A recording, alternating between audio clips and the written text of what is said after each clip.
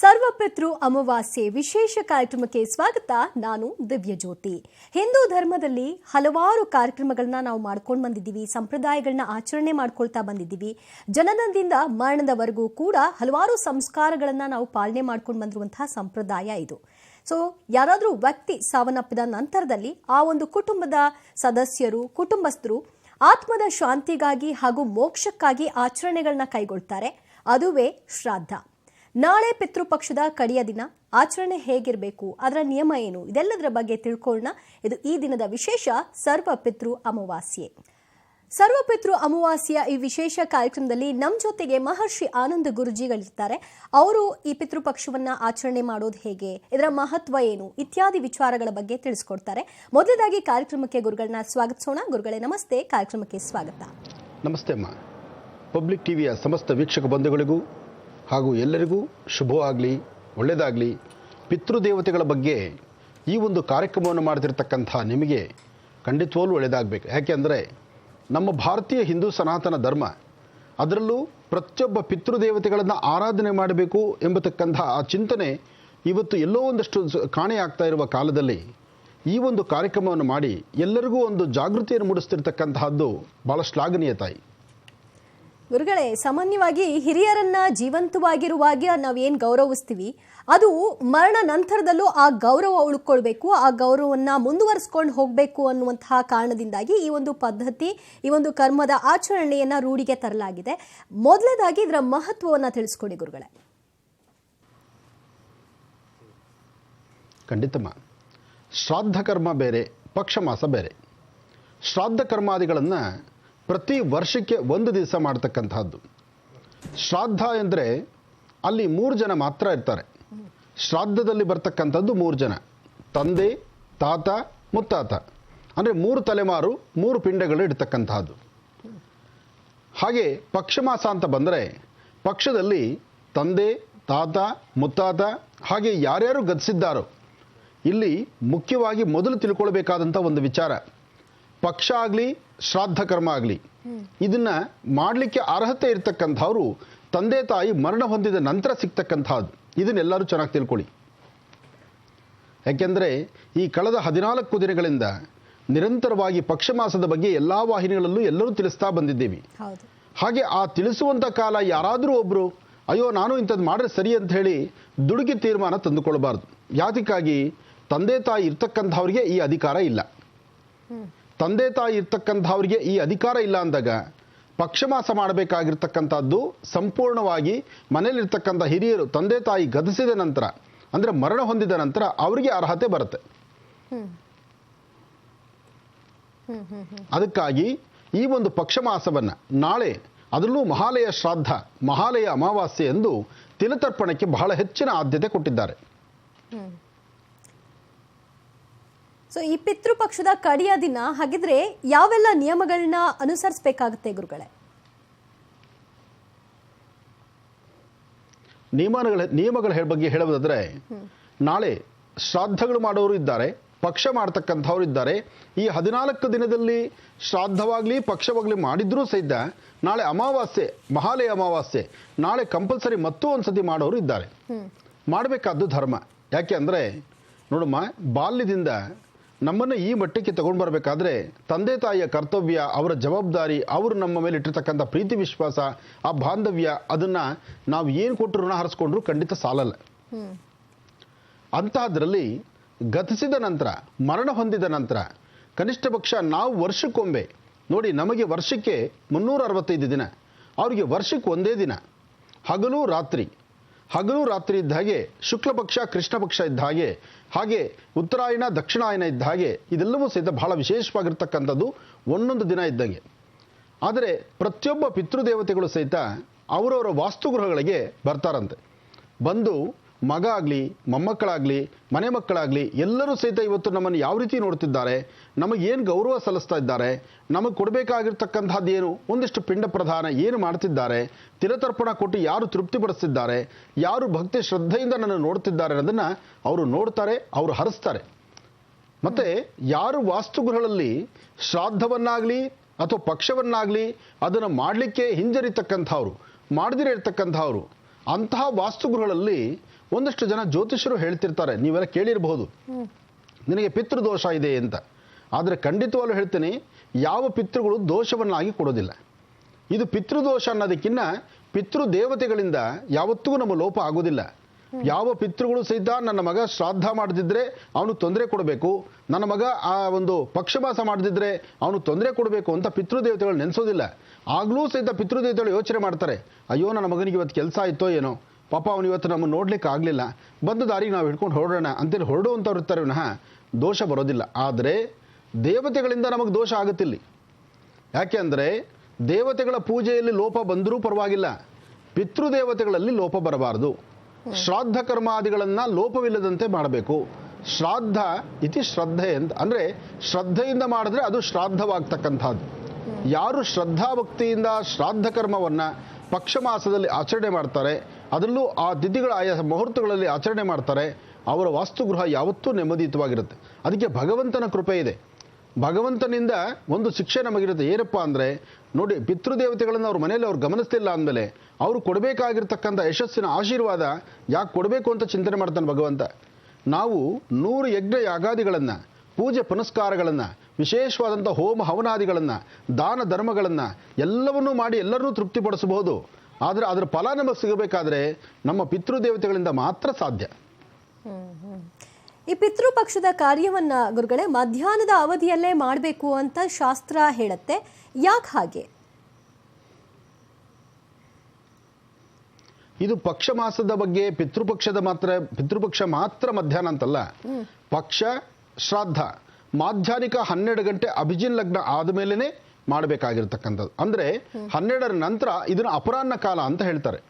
ಈ ಅಪರಾಹ್ನ ಕಾಲದಲ್ಲೇ ಶ್ರಾದ್ದಗಳನ್ನು ಮಾಡಬೇಕು, ತಿಥಿಯನ್ನು ಮಾಡಬೇಕು, ತರ್ಪಣವನ್ನು ಕೊಡಬೇಕು, ಆಗ ಪಿಂಡ ಪ್ರದಾನ ಮಾಡಬೇಕು, ಹಿರಿಯರಿಗೆ ಎಡೆಯನ್ನಿಡಬೇಕು, ಆವಾಗ ಎಡೆಯನ್ನಿಟ್ಟು ಕಳಿಸ್ಕೊಡ್ಬೇಕು, ಅದು ಕ್ರಮ.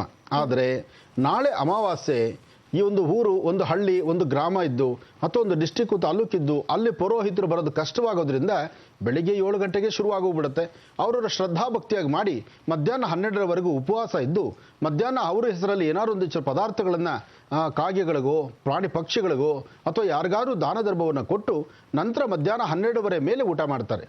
ಅದಕ್ಕೆ ಹಿರಿಯರು ಹೇಳ್ತಾರೆ, 1 ಗಂಟೆ ಮೇಲೆ ಊಟ ಮಾಡಿದ್ರೆ ಅದು ಅಪರಾಹ್ನ ತಿಥಿ ಊಟ ಆಗುತ್ತಪ್ಪ, 1 ಗಂಟೆ ಒಳಗೆ ಊಟ ಮಾಡಿರಿ ಅಂತ. ಅದಕ್ಕೆ ಹೇಳೋದು, ಊಟದ ಸಮಯ ಹಿಂದಿನಿಂದ ಬಂದಿರೋ ಪದ್ಧತಿ 1 ಗಂಟೆ ಒಳಗೆ ಊಟ ಮಾಡಬೇಕು. 1 ಗಂಟೆ ಮೇಲೆ ಮಾಡಿದ್ರೆ ಅದು ತಿಥಿ ಊಟ ಅಂತ ಹೇಳ್ತಾರೆ. ಅಂದರೆ 2 ಗಂಟೆ ಮೇಲಂತೂ ತಿನ್ನಲೇಬಾರ್ದು ಅಂತ ಹೇಳ್ತಾರೆ.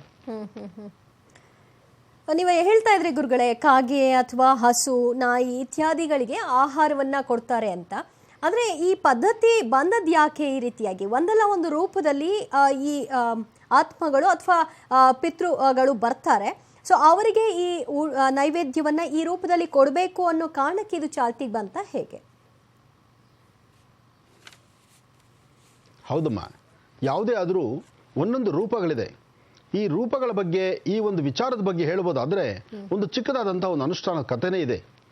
ಅಂದರೆ ಗತಿಸಿದ ಪ್ರಾರಂಭ ದಿನದಲ್ಲಿ, ಗತಿಸಿದ ಅಂದರೆ ಮರಣ ಹೊಂದಿದ ಪ್ರಾರಂಭ ದಿನ, ಆ 13ನೇ ದಿವಸ, 12ನೇ ದಿವಸ, 11ನೇ ದಿವಸ ಅಂತ ಇರುತ್ತಲ್ಲ, ಯಾವುದೇ ಆತ್ಮ ಈ ದೇಹದಿಂದ ಆತ್ಮ ಹೊರಗಡೆ ಹೊರಟ ಮೇಲೆ ಆತ್ಮ ಆ ಪ್ರಾಂತ್ಯದಲ್ಲಿ 12 ದಿವಸ ಅವನು ಆ ಪ್ರಾಂತ್ಯದಲ್ಲೇ ಓಡಾಡ್ತಾ ಇರತ್ತಂತೆ. ಆ 12 ದಿವಸ ಅವರು ಶ್ರಾದ್ದ ಕರ್ಮಾದಿಗಳನ್ನು ಅಥವಾ ಅವರಿಗೆ ಸಲ್ಲಿಸಬೇಕಾದಂತಹ ಗೌರವವನ್ನು ಅಥವಾ ಆ ವಂಶ ಪಾರಂಪರಿಕವಾಗಿ ಮಾಡಬೇಕಾಗಿರ್ತಕ್ಕಂಥ ಅನುಷ್ಠಾನಗಳನ್ನು ಯಾವ ಪ್ರಕಾರ ಮಾಡ್ತಾರೆ ಅಂತ ಆ ಪ್ರಾಂತ್ಯದಲ್ಲಿ ಓಡಾಡುತ್ತಂತೆ ಆತ್ಮ. ಅಂಥದ್ರಲ್ಲಿ ಒಂದು ತಂದೆ ತಾಯಿ, ಹೋದ್ನ ತಂದೆನೋ ಅಥವಾ ತಾಯಿನೋ, ಅವರಿಗೆ ಮುದ್ದಾಗಿರ್ತಕ್ಕಂಥ ಮಕ್ಕಳು, ಆ ಪರಿಸರದಲ್ಲಿರ್ತಕ್ಕಂಥವ್ರು ಎಲ್ಲರೂ ಒಗ್ಗೂಡ್ತಾರ, ಎಲ್ಲರೂ ಒಟ್ಟಿಗೆ ಸೇರಿ ಮಾಡ್ತಾರ, ಅಲ್ಲಿ ವಿಭಜನೆ ಆಗ್ತಾರ, ಅಥವಾ ಅವ್ರು ಏನಾದ್ರು ಕಿತ್ತಾಡ್ತಾರ, ಅಥವಾ ಅವ್ರು ಯಾವುದ್ರ ಬಗ್ಗೆ ಏನಾದ್ರು ಆಸೆ ಇಟ್ಕೊಂಡು ನಮ್ಮನ್ನು ಕೈ ಬಿಟ್ಬಿಡ್ತಾರ, ಇದೆಲ್ಲ ಇದೆ. ಅಷ್ಟೇ ಅಲ್ಲ, ಸಾಯುವಂತಹ ವ್ಯಕ್ತಿಗೆ ಏನಾದರೂ ಹಣದ ಮೇಲಾಗಲಿ, ಬಂಗಾರದ ಮೇಲಾಗಲಿ, ಕೆಲವು ವಸ್ತುಗಳ ಮೇಲಾಗಲಿ ವ್ಯಾಮೋಹ ಇದ್ದರೆ ಅಂತಹ ವ್ಯಕ್ತಿಯ ಆತ್ಮ ಬೇಗ ಹೋಗೋದೇ ಇಲ್ಲ. ಅಂಥದ್ದು ಅದಕ್ಕೋಸ್ಕರನೇ ಪಿಂಡವನ್ನು ಇಟ್ಟು, ಪಿಂಡಕ್ಕೆ ನಮಸ್ಕಾರ ಮಾಡೋಕ್ಕೂ ಮುನ್ನ ತಾಂಬೂಲವನ್ನು ಅರ್ಪಣೆ ಮಾಡಬೇಕಾದ್ರೆ ಅದ್ರ ಮೇಲೆ ಒಂದು ನಾಣ್ಯ ಇಟ್ಟು, ನಾಣ್ಯದ ಮೇಲೆ ಒಂದು ನೀರನ್ನು ಹಾಕಿ ಆ ನೀರನ್ನು ಆ ಪಿಂಡದ ಮೇಲೆ ಬಿಡ್ತಾರೆ. ಅಂದರೆ ಅವ್ರ ಆತ್ಮತೃಪ್ತಿ ಆಗಲಿ ಅಂತ. ಇದು ಒಂದು ಭಾಗ.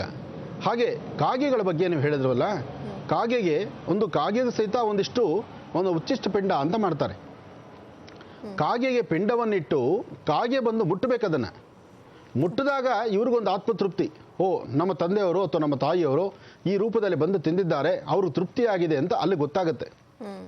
ಇದು ಸತ್ಯವಾಗಿ ನಡೆದಂತಹ ಒಂದು ಘಟನೆ ಇದೆ. ಇದೇ ಒಂದು ಹಂಪೆನಲ್ಲಿ ಒಂದು ಶ್ರಾದ್ದ ಕರ್ಮ ಆಗ್ತಿತ್ತು. ಆ ಪ್ರಾಂತ್ಯದಲ್ಲಿ ಹಂಪೆಯಲ್ಲಿ ನಿರಂತರವಾಗಿ ನಡೀತಾ ಇರುತ್ತೆ. ಆ ಸುತ್ತಮುತ್ತ ಯಾರೇ ಹೋದರೂ ಸಾಮಾನ್ಯಕ್ಕೆ ಮಾಡೋದಕ್ಕೆ ಶ್ರದ್ಧಾ ಭಕ್ತಿಗೆ ಹರಿಯುವ ನೀರಿದೆ, ಸುಂದರವಾದ ಪ್ರದೇಶ, ದೇವತಾ ಸಾನ್ನಿಧ್ಯ. ಅದಕ್ಕಾಗಿ ಹಂಪೆನಲ್ಲಿ ಶ್ರಾದ್ದ ಕರ್ಮ ನಡೀತಿತ್ತು. ಅದು ಒಂದು ವೈಶ್ಯರ ಕುಟುಂಬದಲ್ಲಿ 4 ಜನ ಅಣ್ತಮ್ಮಂದರು. 4 ಜನ ಅಣ್ತಮ್ಮಂದರು, ಅದೇ ಹೇಳ್ತಾರಲ್ಲ, ಹುಟ್ಟದ ಅಣ್ತಮ್ಮಂದರು ಬೆಳೀತ ದಾಯಾದಿಗಳು ಅಂತ. ಹಾಗೆ ಅಣ್ಣತಮ್ಮಂದರಲ್ಲಿ ವಿಭಜನೆ ಇತ್ತು. ಅವತ್ತಿನ ದಿವಸ ತಂದೆ ಮರಣ ಹೊಂದಿದ್ರು ಸಹಿತ ತಂದೆಗೆ ಮಾಡಬೇಕಾಗಿರ್ತಕ್ಕಂತಹ ಕರ್ಮಗಳನ್ನು ಸಹಿತ ಅವ್ನು ಮಾಡ್ದಂಗೆ ನಾನು ಯಾಕೆ ಮಾಡಬೇಕು, ನಾನು ಮಾಡ್ದಂಗೆ ಅವನು ಯಾಕೆ ಮಾಡಬೇಕು, ಈ ಪ್ರಕಾರವಾದಂಥ ಚಿಂತನೆಗಳಿದ್ದರು. ಆದರೆ ಕಡೆಯದಾಗಿ ಅಣ್ಣ ತಮ್ಮಂದ್ರೆ ಯಾರು ಒಟ್ಟು ಒಂದಾಗಲೇ ಇಲ್ಲ. ಅದು ಕಡೆಯ ದಿವಸ ಪಿಂಡ ಪ್ರಧಾನವನ್ನು ಮಾಡಿ ಪಿಂಡವನ್ನು ಕಾಗೆಗಿಟ್ಟರು ಸಹಿತ ಕಾಗೆ ಈ 4 ಜನ ಅಣ್ಣ ತಮ್ಮಂದರು 4 ಭಾಗಗಳಲ್ಲಿ ನಿಂತು ಪುರೋಹಿತರು ಒಬ್ಬರು ಮಾಡಿಸಿದ್ರೆ ಒಬ್ಬರು ಕೋಪ. ಅವಾಗ ಅಲ್ಲಿ ಇಬ್ಬರು ಪುರೋಹಿತರು ಇದ್ರು, ಅಂದರೆ ಇಬ್ಬರು ಅಣ್ಣ ತಮ್ಮಂದ್ರು ಒಂದು ಕಡೆ, ಇಬ್ಬರು ಒಂದು ಕಡೆ ಮಾಡಿಸ್ಕೊಳ್ತಿದ್ರು. ಆದರೆ ತಂದೆ ಒಬ್ಬ ಅಲ್ವಾ. ಆ ಕಾಗೆಗೆ ಇಟ್ಟಂಥ ಪದಾರ್ಥ ಸುಮಾರು ಅರ್ಧ ಗಂಟೆ ಆದರೂ ಬಂದು ಎದುರುಗಡೆ ಒಂದು ಕಾಗೆ ಇದೆ, ಬಂದು ಮುಟ್ಲಿಲ್ಲ. ಇದು ಸತ್ಯ ಘಟನೆ, ಇದು ಮುಟ್ಟಿಲ್ಲ ಅದನ್ನು. ಆಮೇಲೆ ಆ 4 ಜನ ಇಬ್ಬರು ಪುರೋಹಿತರು ಕೇಳಿದ್ರು, ನಿಮ್ಮ ಅಣ್ಣ ತಮ್ಮಂದ್ರಲ್ಲಿ ಏನಾದ್ರು ಭಿನ್ನತೆ ಇದೆಯಾ, ಅಥವಾ ನಿಮ್ಮ ಅಣ್ಣ ತಮ್ಮಂದ್ರಲ್ಲಿ ಏನಾದ್ರು ಅಸಮಾಧಾನ ಇದೆಯಾ, ಯಾತಕ್ಕಾಗಿ ನಾವು ಇಬ್ಬರು ಮಾಡಿಸ್ತಾ ಇದ್ದೀವಿ, ಒಬ್ಬರೇ ಮಾಡಿಸೋ ಕೆಲಸ ಇಬ್ಬರು ಮಾಡಿಸ್ತಾ ಇದ್ದೀವಲ್ಲ ಅಂತ ಹೇಳಿದ್ರು. ಇಲ್ಲ, ನಮಗೆ ಮೊದಲಿಂದಲೂ ನಾವು ಪ್ರತ್ಯೇಕ ಆಗಿಬಿಟ್ಟಿದ್ದೀವಿ, ನಮ್ಮ ತಂದೆಯವರಿದ್ದಾಗಲೇ ನಾವು ಬೇರೆ ಬೇರೆ ಆಗಿಬಿಟ್ಟಿದ್ದೀವಿ, ನಾವು ಇದನ್ನು ಹೀಗೆ ಮುಂದುವರಿಸ್ಕೊಂಡು ಹೋಗ್ತೀವಿ, 2 ಪಿಂಡ ಇಡಬೇಕಾಗಿತ್ತು, ಇವತ್ತು ಒಂದೇ ಪಿಂಡ ಇಟ್ಟಿದ್ದೀವಿ ಅಷ್ಟೇನೆ ಅಂತ ಹೇಳ್ತಾರೆ. ಅದು ಹೇಳಿದ ಮೇಲೆ ಅಲ್ಲಿರ್ತಕ್ಕಂಥ ಪುರೋಹಿತರು ಹೇಳ್ತಾರೆ, ಇವತ್ತಿಗೆ ಸಾಕು ಮಾಡಿ, ಇನ್ನು ಮುಂದೆ ನಿಮ್ಮ ಅಣ್ಣ ತಮ್ಮಂದರು ಅನ್ಯೋನ್ಯವಾಗಿದ್ದು ಒಟ್ಟಿಯಾಗಿದ್ದು ಎಲ್ಲರೂ ಒಗ್ಗಟ್ಟಿನಿಂದ ಒಂದು ಪಿಂಡವನ್ನು ಇಟ್ಟು ಅದನ್ನು ನಿಮ್ಮ ತಂದೆಗೆ ತೃಪ್ತಿಪಡಿಸೋದಾದರೆ ಅಲ್ಲಿರ್ತಕ್ಕಂಥ ಕಾಗೆ ಈ ಆಹಾರವನ್ನು ಮುಟ್ಟುತ್ತೆ, ಇದು ನಿಮ್ಮ ತಂದೆ ಮುಂದೆ ಪ್ರಮಾಣ ಮಾಡಿ ಅಂತ ಹೇಳಿದ್ರು. ಯಾವಾಗ ಆ ಪಿಂಡದ ಮುಂದೆ ಒಂದು ಪ್ರಮಾಣ ಮಾಡ್ತಾರೆ ಅಣ್ಣ ತಮ್ಮಂದರು, ಯಾಕೆಂದರೆ ಸಾಕಷ್ಟೊತ್ತು ಕಾಯ್ತಾರೆ, ಎಷ್ಟೊತ್ತಿಗಾದರೂ ಸಹಿತ ಆ ಪಿಂಡವನ್ನು ಕಾಗೆ ಮುಟ್ಟೋದೇ ಇಲ್ಲ. ಇನ್ನು ಲೇಟ್ ಆದರೆ ಅವಮಾನದ ಪ್ರಶ್ನೆ. 4-6 ಜನ ಬೇರೆಯವರೆಲ್ಲ ಅಲ್ಲಿ ಶ್ರಾದ್ದಗಳು ಮಾಡುವಾಗ ಎಲ್ಲರ ಪಿಂಡಗಳು ಬಂದು ಮುಟ್ತಾ ಇದೆ, ಇವರ ತಂದೆ ಪಿಂಡ ಮಾತ್ರ ಮುಟ್ಲೇ ಇಲ್ಲ ಅದು. ಆಗ ಆ 4 ಜನ ಅಣ್ಣ ತಮ್ಮಂದರು ತಪ್ಪಾಯಿತು ಅಂತ ಮತ್ತೊಂದು ಸತಿ ತಲೆಗೆ ಸ್ನಾನ ಮಾಡಿ ಆ ಪಿಂಡದ ಮುಂದೆ ಒಂದು ಪ್ರಮಾಣ ಮಾಡ್ತಾರೆ, ಇನ್ನು ಮುಂದೆ ಯಾವುದೇ ಕಾರಣಕ್ಕೂ ನಾವು ಬದುಕಿರುವಷ್ಟು ದಿವಸ ಸಹಿತ ಈ ಪಿಂಡವನ್ನು ಹೊಡೆಯೋದಿಲ್ಲ, ಪಿಂಡವನ್ನು ವಿಭಜನೆ ಮಾಡೋದಿಲ್ಲ, ಪಿಂಡವನ್ನು ಸಾಧ್ಯವಾದಷ್ಟು ಒಂದು ಕಡೆ ಶ್ರಾದ್ದ, ಇಲ್ಲ ಅಣ್ಣ ಮಾಡಬೇಕು, ಇಲ್ಲ ತಮ್ಮ ಮಾಡಬೇಕು, ಕಡೆ ತಮ್ಮ ಮಾಡಬೇಕು, ಅವ್ರ ಮನೆಗೆ ನಾವೆಲ್ಲರೂ ಹೋಗ್ತೀವಿ, ನಮ್ಮದು ಏನೇ ಸಮಸ್ಯೆಗಳಿದ್ದರೂ ವರ್ಷಕ್ಕೊಂದು ದಿವಸ ನಾವು ಈ ಪಿಂಡ ಪ್ರದಾನ ಮಾಡುವಾಗ ನಾವೆಲ್ಲರೂ ಒಂದು ಕಡೆ ಸೇರಿ ಮಾಡ್ತೀವಿ, ನಿಮ್ಮ ಆಶೀರ್ವಾದ ನಮಗೆ ಬೇಕು ಅಂತ ಒಂದು ನಮಸ್ಕಾರ ಮಾಡಿದ ತಕ್ಷಣ ಪಟ್ಟಂತ ಅಲ್ಲಿದ್ದಂಥ ಕಾಗೆ ಬಂದು ಈ ಪಿಂಡವನ್ನು ಎತ್ಕೊಂಡು ಹೋಗುತ್ತೆ. ಇದು ಸತ್ಯ ಘಟನೆ.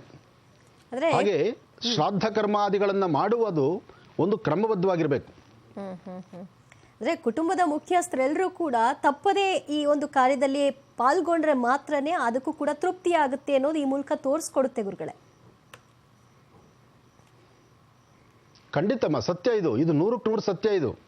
ಯಾಕೆಂದರೆ ಅದರ ತುಂಬ ಹತ್ತಿರದಿಂದ ನಾನು ತಂದೆಯನ್ನು ಕಳ್ಕೊಂಡಿದ್ದೇನೆ, ನನಗೂ ಅದರ ಬಗ್ಗೆ ಮಾಹಿತಿ ಇದೆ. ಮೊನ್ನೆಯಷ್ಟೇ ನಮ್ಮ ತಾಯಿಯವ್ರನ್ನ ಕಳ್ಕೊಂಡಿದ್ದೇನೆ, ಆದರೆ ನಮ್ಮ ತಾಯಿಗೆ ಪಕ್ಷಮಾಸ ಮಾಡಲಿಕ್ಕೆ ಆಗೋದಿಲ್ಲ. ನಮ್ಮ ತಂದೆ ಪಕ್ಷಮಾಸವನ್ನು ನಾನು ಮಾಡಬಹುದು, ಯಾಕೆಂದರೆ ವರ್ಷ ತುಂಬೋದ್ರೊಳಗಾಗಿ ಅವ್ರಿಗೆ ಒಂದು ಅವಕಾಶ ಇರೋದಿಲ್ಲ. ಹೀಗೆ ಯಾರೇ ಆದರೂ ತಂದೆ ತಾಯಿನ ಗೌರವಿಸಿ, ತಂದೆ ತಾಯಿ ಇರುವಾಗೂ ಚೆನ್ನಾಗಿ ನೋಡ್ಕೋಬೇಕು. ಅವರು ಗತಿಸಿದ ನಂತರ ಮರಣ ಹೊಂದ ಮೇಲೂ ಸಹಿತ ಅವರಿಗೆ ಸಲ್ಲಿಸಬೇಕಾದಂಥ ಗೌರವವನ್ನು ಪಕ್ಷಮಾಸ ಆಗಲಿ ಶ್ರಾದ್ದ ಕರ್ಮಾದಿಗಳಾಗಲಿ, ಯಾರ ವಾಸ್ತುಗೃಹದಲ್ಲಿ ಶ್ರಾದ್ದವನ್ನು ಪಕ್ಷಮಾಸವನ್ನು ಕ್ರಮಬದ್ಧವಾಗಿ ಮಾಡ್ತಾರೆ, ನೀವು ದೇವತಾ ಕಾರ್ಯ, ಹೋಮ, ಪೂಜೆ, ಪುನಸ್ಕಾರ, ದಾನ, ಧರ್ಮ ಏನೂ ಮಾಡಬೇಡಿ. ತಂದೆ ತಾಯಿ ಕಾರ್ಯಕ್ರಮಗಳು ಎಂತ ಬರುತ್ತಲ್ಲ, ಇಂಥ ಶ್ರಾದ್ದ ಮತ್ತು ಪಕ್ಷಗಳನ್ನು ಇದನ್ನು ಕ್ರಮಬದ್ಧ ಮಾಡಿ ಒಳ್ಳೆ ಯಶಸ್ಸಾಗಿರ್ತೀರಿ. ಅಂದರೆ ಈ ಪಕ್ಷದ ದಿನದಂದು ಭಿಕ್ಷಾಟನೆಗೆ ಯಾರಾದರೂ ಬಂದರೆ, ಅಥವಾ ಹಸುನೋ ನಾಯೋ ಮತ್ತೊಂದು ಯಾವುದೇ ಪ್ರಾಣಿ ಮನೆ ಮುಂದೆ ಬಂದರೆ ತಮ್ಮ ಕೈಲಾಗಿರುವಂತಹ ಆಹಾರವನ್ನು ಅವುಗಳಿಗೆ ಕೊಡಬೇಕು, ಬರೀ ಕೈಯಲ್ಲಿ ಕಳಿಸಬಾರ್ದು. ಸೊ ಇದು ಒಂದು ಪ್ರತೀತಿ ಅಲ್ವಾ ಗುರುಗಳೇ? ಇದು ಕೊಡಬೇಕಾದ್ರೂ ಒಂದು ಕ್ರಮ ಇದೆ. ಓಕೆ. ಯಾವಾಗ ಮನೆಯಲ್ಲಿ ಶ್ರಾದ್ದ ತಿಲತರ್ಪಣ ಆದಮೇಲೆ ನೀವು ದಾನವನ್ನು ಮಾಡಬೇಕು, ಆಗ ನೀವು ಪಕ್ಷಿಗಳಿಗೆ ಪ್ರಾಣಿಗಳಿಗೆ ಆಹಾರವನ್ನು ಹಾಕಬೇಕು. ಇದನ್ನು ಮಾಡಿದಿರಾ ಅದು ಕೊಡೋಂಗಿಲ್ಲ. ಸೊ ಇದಾದ್ಮೇಲೆ ಅದು ಮಾಡಬೇಕು. ಹೌದು, ಪೂಜೆಗಳಲ್ಲಿ ಒಂದು ತಪ್ಪಾದರೂ ಸಹಿತ ಭಗವಂತ ಕ್ಷಮಿಸ್ತಾನೆ. ಆದರೆ ಪಿತೃದೇವತೆಗಳ ಈ ಕ್ರಮಗಳನ್ನು ಚಾಚೂ ತಪ್ಪದೇರ ತಿಳಿದಿರುವಷ್ಟು ಕ್ರಮಬದ್ಧವಾಗಿ ಮಾಡೋದು ಬಹಳ ಶ್ರೇಯಸ್ಸು. ಅಂದರೆ ನೀವು ಹೇಳ್ತಾ ಇದ್ರಿ ಗುರುಗಳೇ ಆಗಲೇ, ಪಿತೃದೋಷ ಆಗಲ್ಲ, ಯಾವ ತಂದೆ ತಾಯಿ ಆಗಲಿ ಮಕ್ಕಳಿಗೆ ಶಪ್ಸಲ್ಲ, ಕೆಟ್ಟದಾಗಲಿ ಅಂತ ಬಯಸಲ್ಲ ಅಂತ. ಹಾಗಿದ್ದಾಗ ಇದು ಹೇಗಾಗತ್ತೆ? ಇಲ್ಲೂ ನಾನು ಹೇಳ್ತಿದ್ದೀರಲ್ಲಮ್ಮ, ಪಿತೃಗಳಿಂದ ತಂದೆ ತಾಯಿ ಯಾವ ಕುಟುಂಬಕ್ಕೂ ಸಹಿತ ನನ್ನ ಮನೆ, ನನ್ನ ವಂಶ, ನನ್ನ ಮಕ್ಕಳು, ನನ್ನ ಮರಿಮಕ್ಕಳು ಅವ್ರು ನಂದು ಅಂತಾರೆ ವಿನಃ ಅದು ಹಾಳಾಗ್ಲಿ ನಾಶನ ಆಗ್ಲಿ ಅಂತ ಯಾವತ್ತಿಗೂ ಯಾವ ಪಿತೃದೇವತೆಗಳು ಹೇಳಲ್ಲ. ಆದರೆ ಭಗವಂತ ಅವ್ರು ಮಾಡುವಂತಹ ಆ ಲೋಭತನವನ್ನ, ಅವ್ರು ಮಾಡುವಂತಹ ಆ ತಪ್ಪುಗಳಿಗೆ ಭಗವಂತ ಶಿಕ್ಷೆ ಕೊಡ್ತಾನೆ. ಭಗವಂತ ಕೊಡೋ ಶಿಕ್ಷೆ ಅದು ಬಿಟ್ರೆ ಪಿತೃದೇವತೆಗಳಿಂದ ಅಲ್ಲ. ಆಮೇಲೆ ಮನೆಗಳಲ್ಲಿ ನಡೀತಕ್ಕಂತಹ ಪೂಜೆ ಪುನಸ್ಕಾರ, ಯಜ್ಞ ಯಾಗಾದಿಗಳು, ಹೋಮ ಹವನಾದಿಗಳು, ಯಾವುದೇ ಶುಭ ಕಾರ್ಯ ಇರಲಿ, ದಾನ ಧರ್ಮ ಇರಲಿ, ಇದರಿಂದ ಬರ್ತಕ್ಕಂಥ ಫಲ ಡೈರೆಕ್ಟಾಗಿ ಭಗವಂತ ನಿಮ್ಮ ಅಕೌಂಟ್ಗೆ ಹಾಕಲ್ಲ. ಭಗವಂತನ ಕೃಪೆ ಸಹಿತ ನಿಮ್ಮಲ್ಲಿರ್ತಕ್ಕಂಥ, ನಿಮ್ಮನ್ನು ಅಗಲಿರ್ತಕ್ಕಂಥ ಪಿತೃದೇವತೆಗಳು ಅವ್ರ ಮುಖಾಂತರನೇ ಸಿಗ್ತಕ್ಕಂಥದ್ದು. ಮನೆ ಶ್ರೇಯಸ್ ಆಗಬೇಕಂದ್ರೆ ಪಿತೃದೇವತೆಗಳಿಂದ ಮಾತ್ರ ಸಾಧ್ಯ, ದೇವತೆಗಳಿಂದ ಅಲ್ಲ. ಓಕೆ ಗುರುಗಳೇ, ಈಗ ಸಾಮಾನ್ಯವಾಗಿ ಮನೆಗಳಲ್ಲಿ ಅವರವರೇ ಈ ಪಕ್ಷವನ್ನ ಮಾಡ್ಕೊಳ್ತಾರೆ, ಕೆಲವರು ಪುರೋಹಿತರನ್ನ ಕರೆಸಿ ಮಾಡ್ತಾರೆ. ಹಾಗಿದ್ರೆ ಇದು ಆ ಪೂಜೆಯ ಆಚರಣೆಯ ಕ್ರಮ ಹೇಗಿರಬೇಕು? ಪುರೋಹಿತರನ್ನ ಕರೆಸಿನೇ ಮಾಡ್ಬೇಕಾ? ಆಗ್ಲೇ ಅದಕ್ಕೊಂದು ಮೋಕ್ಷ ಸಿಗೋದಾ ಹೇಗೆ? ಈಗ ಅದು ದೇಶಾಚಾರ ಪದ್ಧತಿ. ಈಗ ಒಂದು ಹಳ್ಳಿನಲ್ಲಿ ಪುರೋಹಿತರಿಲ್ಲ. ಅದರಲ್ಲೂ ಇತ್ತೀಚಿನ ದಿನಗಳಲ್ಲಂತೂ ಹಳ್ಳಿಗಳೆಲ್ಲ ಊರಲ್ಲೇ ಪುರೋಹಿತರಿಲ್ಲ. ಎಲ್ಲರೂ ಬೆಂಗಳೂರು ಸೇರಿರ್ತಾರೆ, ಅಥವಾ ಯಾವುದೋ ಸಿಟಿಗಳಲ್ಲಿ ಇರ್ತಾರೆ, ಅಥವಾ ಈ ವೃತ್ತಿ ಧರ್ಮನೇ ಕೆಲವರು ಬಿಟ್ಕೊಂಡ್ಬಿಟ್ಟಿದ್ದಾರೆ. ಇಂತಹ ಪರಿಸ್ಥಿತಿ ಇದೆ. ಆಗ ಏನು ಮಾಡಬೇಕು? ಅದು ಒಂದು ಚಿಂತನೆ ಇದೆ. ಆದರೆ ಮನೆಗಳಲ್ಲಿ ಹಿಂದಿನ ಪದ್ಧತಿ ಅಂತ ಒಂದಿದೆಯಲ್ಲ, ಒಂದು 3 ಎಡೆ ಅಥವಾ 5 ಎಡೆಗಳು 9 ಎಡೆಗಳು ಹಾಕ್ತಾರೆ. ಆ ಎಡೆಗಳಲ್ಲಿ ತರಕಾರಿ ಇಡ್ತಾರೆ, ದವಸ ಧಾನ್ಯಗಳನ್ನ ಇಡ್ತಾರೆ. ಅಂದರೆ ಒಂದು ಸೈನ್ ಪಾಕ, ಒಬ್ಬ ಬ್ರಾಹ್ಮಣನಿಗೆ ಏನು ಕೊಡ್ಬೋದು, ಏನು ಊಟ ಮಾಡ್ಬೋದು, ಆ ಊಟಕ್ಕೆ ಬೇಕಾಗಿರೋ ಪದಾರ್ಥಗಳನ್ನೆಲ್ಲ ಎಲೆಗಳಲ್ಲಿ ಜೋಡಿಸ್ತಾರೆ. ಜೋಡಿಸಿ ಅವ್ರ ಫೋಟೋ ಇಟ್ಟು, ಅಥವಾ ಅವ್ರ ಮನೇಲಿ ಹಿರಿಯರ ಫೋಟೋ ಇಟ್ಟು ಅದಕ್ಕೆ ಧೂಪ ಹಾಕುವಂಥದ್ದು, ಒಂದು ತುಳಸಿ ಹಾರ ಹಾಕುವಂಥದ್ದು. ಆಮೇಲೆ ಅಲ್ಲಿ ಅಕಸ್ಮಾತ್ ಪುರೋಹಿತರು ಬಂದಿದ್ರೆ ದರ್ಬೆಯಿಂದ ಒಂದು ಉಂಗುರವನ್ನು, ಅಂದರೆ ಪವಿತ್ರವನ್ನು ಮಾಡಿಸಿ, ಪವಿತ್ರವನ್ನು ಕೈಗೆ ಹಾಕಿ ಎಳ್ಳು, ಒಂದು ನಾಣ್ಯ ಮತ್ತು ಜಲ, ಈ 3 ಹಾಕಿ ಅವರ ಹೆಸರನ್ನು ಹೇಳಿ, ನೋಡಿ ನಾವು ಪೂಜೆ ಮಾಡಬೇಕಾದ್ರೆ ಹೀಗಿರುತ್ತೆ, ಆದರೆ ದಾನವನ್ನು ಈ ಒಂದು ತಿಲತರ್ಪಣ ಕೊಡಬೇಕಾದ್ರೆ ಈ ಹೆಬ್ಬೆಟ್ಟಿನಿಂದ ಆಚೆ ಬರುತ್ತೆ. ಈ ಹೆಬ್ಬೆಟ್ಟಿನಿಂದ ಆಚೆ, ಈ ಹೆಬ್ಬೆಟ್ಟು ಈ ಪ್ರಕಾರವಾಗಿ ಇಟ್ಕೊಳ್ಬೇಕು. ಹೆಬ್ಬೆಟ್ಟಿನಿಂದ ಆಚೆಗೆ ಎಳ್ಳು ಮತ್ತು ನೀರು, ಒಂದು ನಾಣ್ಯ ಇದ್ರ ಆಚೆ ಕಳಿಸಿ ಅವ್ರ ಹೆಸರನ್ನ 3 ಸತಿ ಹೇಳ್ತಾರೆ. ಅದಕ್ಕೋಸ್ಕರ ಇನ್ನೂ ಕೆಲವರು ನೋಡಿ, ಈ ಸಾಮಾನ್ಯಕ್ಕೆ ಯಾರಿಗಾದ್ರೂ ಸಾಲ ಕೊಟ್ಟು ಅವ್ನು ಕೊಡಲೇ ಇಲ್ಲ ಅಂದ್ರೆ ಹೋಗಿ ನಿನ್ನ ಹೆಸರಲ್ಲಿ ಎಳ್ಳು ನೀರು ಬಿಡ್ತೀನಿ ಅಂತಾರಲ್ಲ, ಅದಿದೇನೆ ಋಣ ಹರಿಸುವಂಥದ್ದು ಅಂತ.